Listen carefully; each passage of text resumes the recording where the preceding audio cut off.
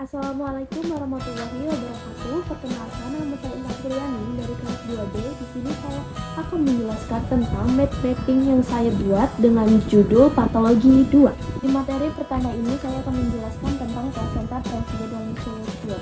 Plasenta previa adalah plasenta yang menutupi pembukaan pada leher rahim ibu. Faktor resiko plasenta previa ini termasuk usia saat melahirkan sebelumnya di atas 35 tahun atau mempunyai riwayat operasi sebelumnya seperti operasi cesar atau pengangkatan fibrio uterus.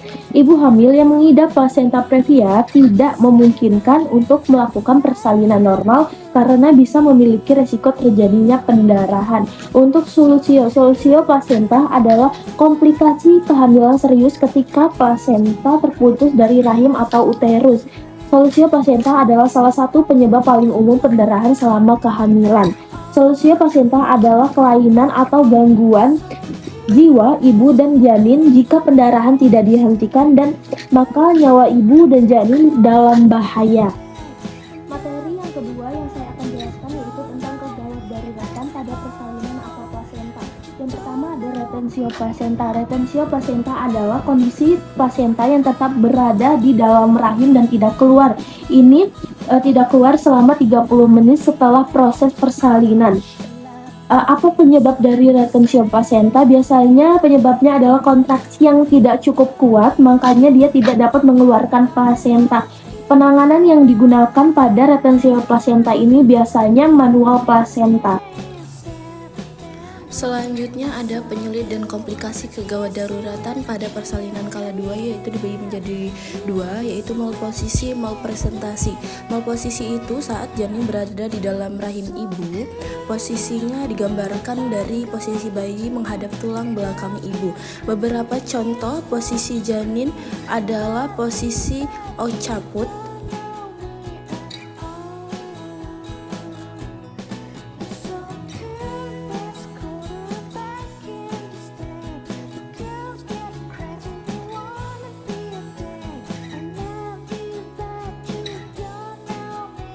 presentasi bagi bayi dalam kandungan. Presentasinya mengacu pada presentasi tubuh bayi yang keluar dari jalan lahir. Penyebab malpresentasi janin ini biasanya ada tumor panggul atau fibrino, plasenta previa, peradangan panggul, kelainan pada rahim, dan lain-lain. Penanganan yang biasanya dilakukan pada malpresentasi ini selama masih memungkinkan dokter dapat mengubah posisi bayi secara manual ke presentasi yang benar.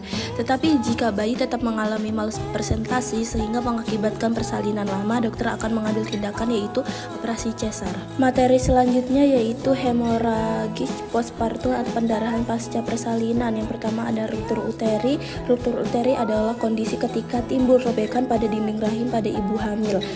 Dan untuk penanganannya dokter akan mengutamakan keluarnya bayi melalui prosedur operasi cesar.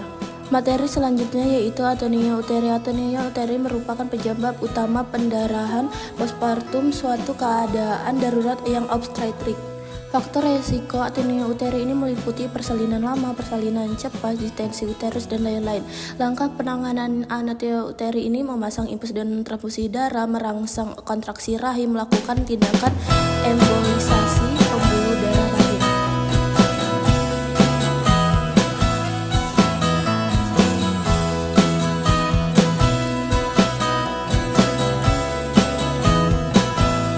Terjadinya inversio uterus pada saat terjadi karena kontraksi tali pusat eksesif dan tekanan fundus uteri saat persalinan kala 3 sebelum separasi plasenta yang umum.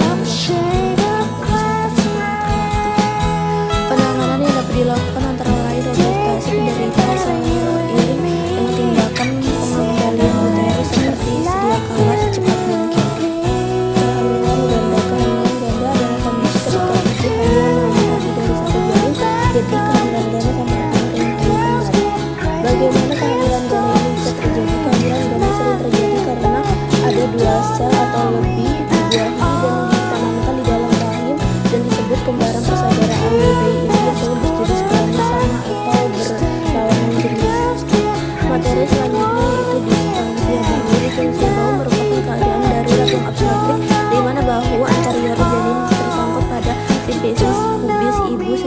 bisa menunda lahirnya tubuh bayi. Penyebab utamanya biasanya adalah posisi bau janin anterior posterior yang resisten saat memasuki pintu masuk paru atau turunnya bayi janin secara bersamaan. Materi selanjutnya yaitu makrosemia. Makrosemia itu bayi yang dikatakan mengalami makrosemia bila berat badannya lebih dari 4 kg saat lahir. Penyebab utama makrosemia adalah diabetes yang tidak terkontrol pada ibu hamil, baik diabetes yang baru terjadi saat hamil atau telah memiliki riwayat diabetes sebelum hamil. Jika bayi berisiko mengalami mikrosemia itu menyarankan untuk operasi cesar. Selanjutnya ada persalinan lama. Persalinan lama adalah persalinan yang kembangnya lambat baik pada kelas 1 2 jika bayi Anda tidak lahir setelah kontraksi 20 jam atau lebih, kemungkinan besar akan mengalami persalinan lama. Penyebab persalinan lama itu biasanya adalah kontraksi tidak efisien pada kelas 2. Persalinan lama dapat terjadi jika ada bayi Anda terlalu besar, jam lahir terlalu kecil, dan lain-lain. Disfungsi tenaga, hipotonik, hipertonik, his yang tidak terkoordinasi, inersia uteritonik atau IUH adalah kelainan his yang di mana kekuatan hisnya lemah dan jarang terjadi, tidak cukup untuk membuka safety atau mendorong jalan keluar. Persalinan hipotonik adalah suatu pola persalinan yang abnormal khususnya pada fase putus. His yang tidak terkoordinasi adalah kelainan his dengan kekuatan cukup besar karena sampai melebihi abnormal, normal namun tidak ada koordinasi kontraksi dari bagian atas tangan di bawah uterus sehingga tidak efisien untuk membuka cervix dan mendorongkan bayi keluar.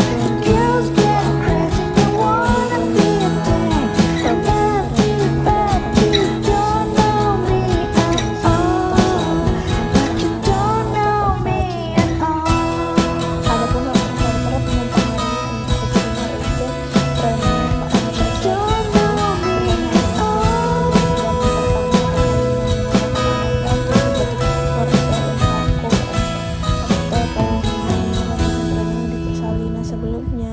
di dalam kandungan berukuran lebih besar dan lain-lain.